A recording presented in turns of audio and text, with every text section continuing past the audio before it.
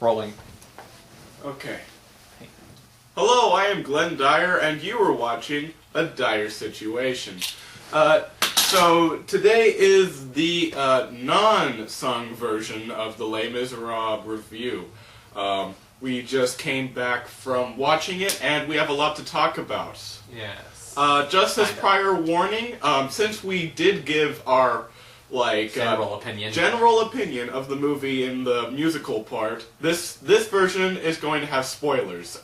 We don't know where, we don't know how many, but there's you have been warned. Yes, you have been warned. I'm gonna go soundproof the area a little. Just start talking. Okay, so let's see. What do I think? Well, to start with the bad things, as I really do like to do, the cinematography was crap. All right, like during multiple parts, I don't know what the heck was wrong, but people's heads would be cut off, like this. Like some shots would look kind of like this. Yeah, like cinematography was. Or get off at times. Or sometimes like this. Like sometimes they do something like that. So like the cutoff thing, like when. Like near the end when Javert was looking down from the stairs. Like, yeah, when Javert's looking down from the stairs, you could basically just see a little bit above his chin. Yeah, I mean that shot could have been. That was kind of. It would have been more. That would have been a more awesome shot if we could have seen his face. I know. Or like, what was that? There was some bit with somebody, like some sort of reveal of somebody, but we could see like all of her except for her head. Oh yeah, that was funny. But I'm not sure who that was. Yeah, yeah. It was. I think it was some woman. One of the women. Yeah, that was probably the main problem. Yeah, the shakiness of the camera was a little annoying for me. Yeah, it's almost like somebody was using a handheld camcorder or something to record it, like one of my videos. Like, it's almost like that.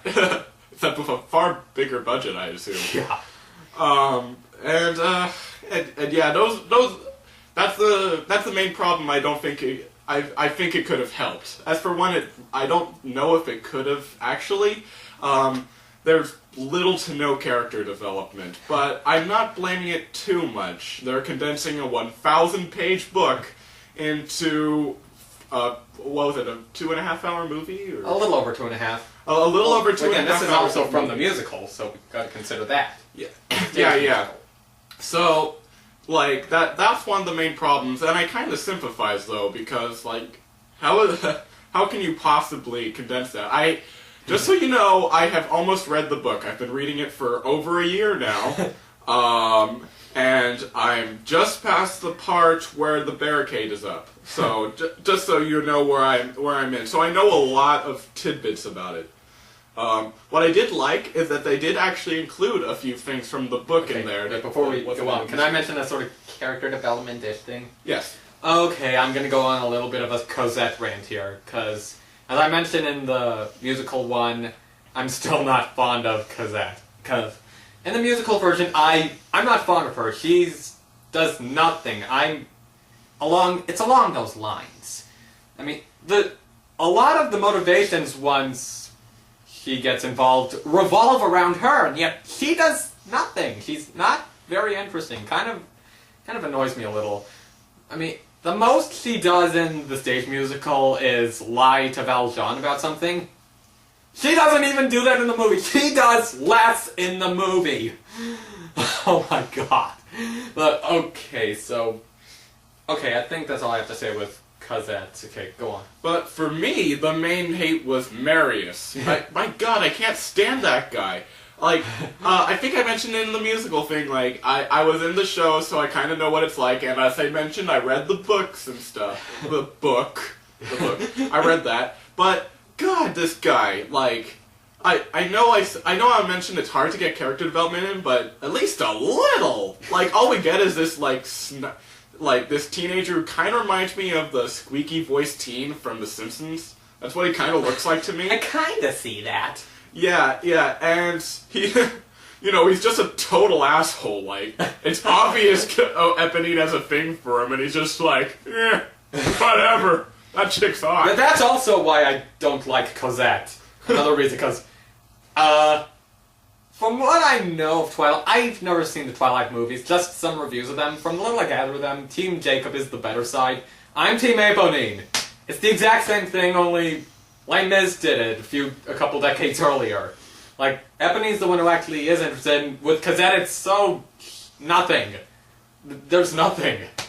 And Okay. not to discredit the actor who plays Marius, but quite honestly, when Eponine died, it didn't seem to like bring like awareness to him so much as he seemed to have already known for a long time that she liked him and not given a shit. That's kind of what it seems like to me. It's just that this time he felt like saying like, "Oh yeah, I'm comforting you now. Oh, she's dead. Okay. Oh no." I personally didn't mind Marius too much, because, I mean, every character except Cosette I thought I can get into in some way. Speaking of Marius, should we just get you-know-who out of the way right now? Okay. A thing that really applies to me, as I mentioned a minute ago, they did. What I did like is that they include a few tidbits from the book, like that they couldn't have put into the musical, but they included a few in there. Like, there's this elephant statue that was a big part in the book. Like, it was where Gavroche hung out, and it was there a lot in the movie, and I thought that was pretty funny. But the one that was even worse was Marius's grandfather, Mr. Moublac, Monsieur Moublac. Boy, I can never pronounce that. But it was his grandfather, right? In the musical, I don't think he's even mentioned. No, I don't think he's even in it. Yeah, he's not in it. I know for that for sure, but I think he may have been mentioned once, like in a line, but I don't know. But in the book, like he's like a main character, basically. Like, he's the reason Marius is out there doing these things. He's the reason that he met Cosette. He's the reason, like, all of these things. Wait, he's the reason he met Cosette? Yes, he is. In the book, okay. In the book, okay, he gets pissed with him and just says, "All right, if you don't want me, then go out and make your own life." So that's what he does, and that's how he ends up meeting her. So he's the reason behind all of it, a lot of this story, and they decided to include him in the background. like in one scene, like he just comes out of the carriage, is like, "I'm disappointed in you." Now, I didn't know that was who it was. I thought it was General. I thought they said it was General Lamarck. Like, General Lamarck, oh, you look pretty good for somebody who's dying. I was the only one who seemed to know who he was. Like, I was like, dude, what the hell? And then like, at the end, when he's on the stair, it's in the background. Yeah, at the end, like, we see him on the stairs today, and, like, everyone's having the singing thing, and we're just like, "I'm so glad you're home." And everyone's just singing over him, and not I was even... like, well, who is that? Is he the doctor? Or is he Fossilbond, the cart guy? You had that little thing of bringing him back. Is that still him? No, it was great. And, like, everyone was ignoring him. I don't think Marius even looked at him. And in the book, like, oh my god, like, there's this whole, like, character arc of how he just, like, goes through this complete transformation of heart. Now he learns to love him for who he is and stuff, but in this, no, he's just some guy in the background. And they do mention that he, like, they kind of... No, they don't even mention it's his grandfather. You have to have read the book in order to understand who the hell that guy is. Because of how they did it. It's ridiculous. Okay. Okay, so... What else? Russell Crowe, as Javert. What about that? Okay, so... You're the one who seemed to have the most problem with Yeah, this. I guess... I don't want to say I didn't mind him that much. I mean, I did a bit, but I guess not as much as I expected. I liked his stars. Stars I liked. I thought that turned out well. But otherwise, if you've seen the clip when he releases Valjean in the beginning, it's like, "And I'm Javert, do not forget my name." Kind of like that. Otherwise, he has that voice, except that one bit where, for some reason, his voice was all raspy or something. You've spared me. I think he had a cold that day. Yeah, or there was some gash on his neck or something. Maybe that had something to do with it. But, yeah, I mean, I thought that when he spoke, it was better than when he sang. Also, just on the matter of speaking, I felt that the inclusion of new dialogue was done well. That's me. How about you? Yeah. I admit it did kind of add a few things, but it also added a couple of things that could be taken pretty funnily. Like at the end with Fantine. No, that wasn't.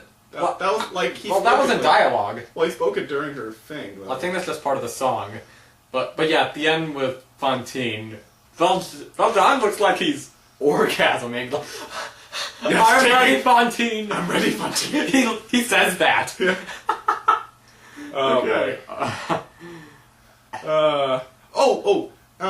One little thing, like when Javert dies, like, they actually do manage to pull this off pretty well. Yeah. Like, I can kind of believe that he would, like, go and commit suicide, and they Yeah. build it up like he's looking down the river. Something I like was during Stars, the thing with him walking on the edge of the building. Whoa, why are you doing that? You're gonna fall! And then during his soliloquy, oh, they're doing that they're mirroring that. Okay, that works. I kind of like that. Yeah.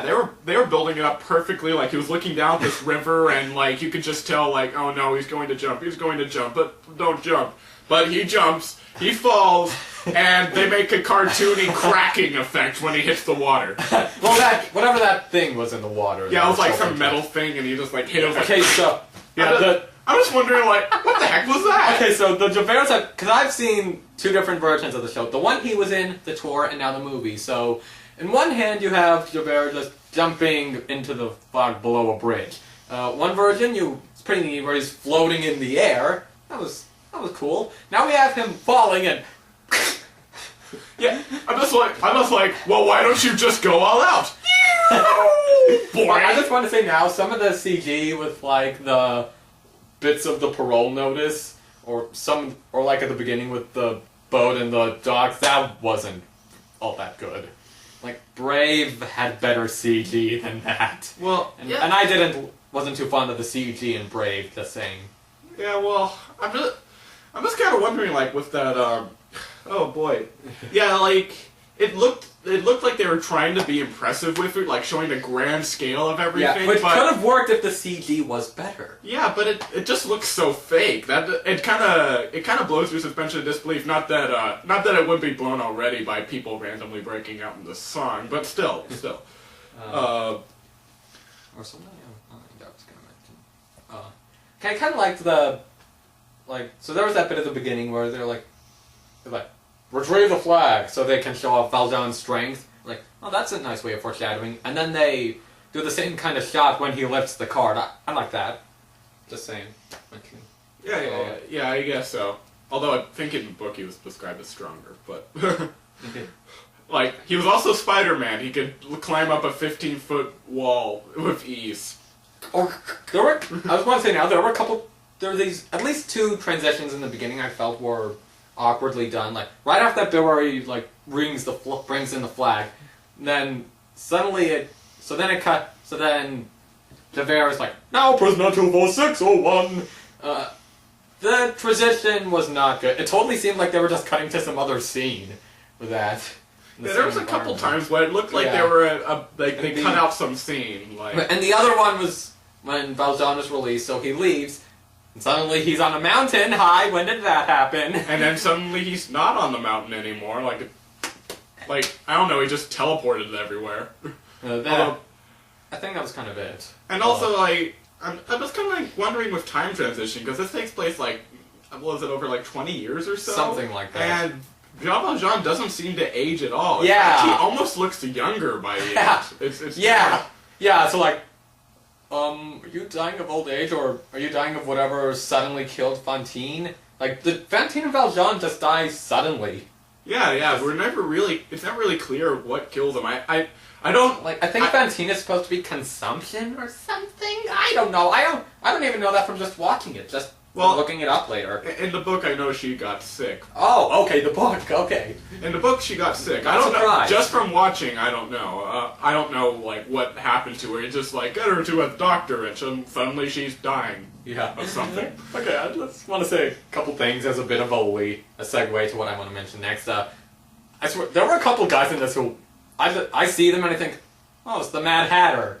One was some guy that Fantine didn't do it, turned down when she ended up becoming a hooker, and the other was, at times, Thénardier. So, the subject I kind of want to talk about now, what did you think of the Thénardiers? The Thénardiers? Well, I actually enjoyed them quite a bit. I thought Sacha Baron Cohen was a great pick for the Thénardier. Like, he pulls out that whole, like, sleazy but kind of cunning, like guy who owns the bar and stuff. I thought that was a pretty good choice, and his wife looked the part.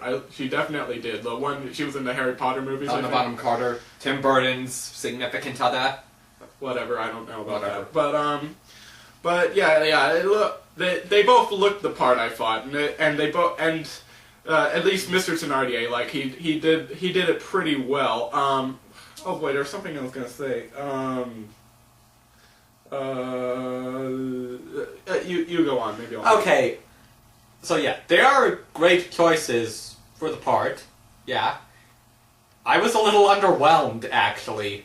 I felt they could have put more effort into their performances, like a Master of the House. Granted, the antics going on during that song were pretty funny, but the vocals I felt were a little underwhelming, like a little...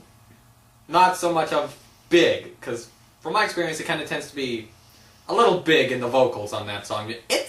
For the movie version, I guess it's nice to have that version around, so we know what it's like, but if they had made a bit more, maybe the word is grand or extravagant in their performance, that could have made the number a lot better. Or, because like near the end, I think the song is Beggars at the Feast. Like, in this version, when they're being carried out at the wedding, they were singing it with... If they had been singing Masters of the House with the energy they had in Beggars at the Feast, then that number could have been a bit better, but yeah, so I was just a little underwhelmed. They're not horrible, they're still... Okay, just a little underwhelmed. And I have to say, something with I don't know if this happened with me watching the stage version, but this movie, so like, with the main characters like Valjean, Javert, Fantine, Marius... Cosette, Thénardier's, Eponine. There would be times where like, oh yeah, I forgot about that person. Like, for me, it was kind of easy to forget that. There were times where like, I'd forget that certain characters exist. And then suddenly I'm like, oh yeah, that character exists. Anyhow. Yeah, another thing, what was this? Oh yeah, going back to the guitarities, I just thought of a thing I want to mention. Like, during most of their performance, they're stealing, like, expensive jewelry, like rings and stuff like that. And I'm just wondering, like, how the hell did they go out of business? I think he wasted all their money on something. All the money Valjean gave them. Yeah, I know that, but, like, how... Like, in the book, like, it's kind of was wondering as well, like... No, actually, no. In the book, he just said, like, he couldn't afford his rent anymore, like, they were spending things wrongly, but... In this, like, they're stealing, like, all this expensive crap. How could you possibly go out of business? Yeah. Like, you must be terrible with money. It was kind of weird how, basically, unless you're in the Thénardier Inn, the text is in French, except in the inn where it's in English. I mean, I guess that kind of helps with some of the jokes they're making, but that was a little odd. Okay. This one thing where I'm going to avoid a spoiler here, where I could say spoiler, but I'm not. I now know why this movie was released on Christmas Day. I'm not gonna spoil that for you. You'll have to find that out for yourselves. Yeah, it was enjoyable. Okay. Okay. I feel like there's something else we were supposed to talk about here. Let's see, opening, people dying, and more people dying. Yeah, I know I kind of wanted to mention, like, the kids' performance in this, but we can avoid... I can just gloss over that. Cosette, not horrible, but still don't like her. Maybe it's just a character. Young Eponine, yeah, I was alright with her, but then again, she hardly does anything, so that helps. Gavroche, I'm guessing he can kind of vary, but this one I enjoyed. I enjoyed Gavroche in this. Okay, so I guess that's just it with the kids. Yeah. Damn it. I just know, like, after, like, we shut off the recording, I'm gonna think of what I wanted to talk about. Yeah. But, oh well, like, basically, as a remake of as like a movie version of the musical, I think it does what it's meant to. Like, it kind of does use film to its advantage, but I feel like you know the whole thing of how they actually just sung it whilst recording. They didn't pump in the music and they lip sync to it. Honestly, I think that just held them back. I really don't see any improvements that happened with it. It just seemed to make it a lot harder for them to work with it. And I think that might even be why the cinematography was so bad, because they had to constantly do stuff like that. And I honestly don't see why they should have done that. Maybe it was to bring in viewers, but I feel that for the most part, the live singing turned out nicely. I mean, there was an exception or there are a few exceptions, but for the most part, nicely. Yeah, but honestly, if I wasn't told, I probably wouldn't have noticed. So I don't see why they would have done it. Quite honestly, so I don't see it as a useful thing. Like, it just seems to be an unnecessary burden. Quite honestly, and for the movie as itself, it was pretty good. I don't hate it. I don't dislike it, but it was pretty good in my opinion. As a remake of the book, it did as well as the remake of the book could do. As I mentioned, it's hard to squeeze a 1,000-page book into a 2.5-hour movie. Okay, so it was a tiny bit less than what you expected, but not bad. Not to a bad one. Not bad. Yeah, not to a bad degree, but it was. I think I did come in there with too high hopes. Maybe that was it, but yeah. Maybe it's because my hopes were just okay. For me, the movie was alright, and the way it is in my sort of grading scale, alright is better than okay. So, yeah, I was a bit better than I expected. What's the word? So, I don't know if I would say it's like one of my favorites, but hey, it could have been a lot worse, I think. So, and yeah, as an adaptation, they did a pretty decent job with it. Okay. So, do we have anything else left to say, do you think? If I don't, it's probably just gonna be like you said, finished recording. Damn it, that was it! Yeah, I guess so. Yeah. I can't think of anything at the moment. Really. Tune in next year, I suppose it will be, for my next thing, the best and worst of 2012, where I'm just going to mention like what I think is the best movie and what I think is the worst movie of 2012. Until then, I am Glenn Dyer, and you have been watching A Dire Situation. Yes.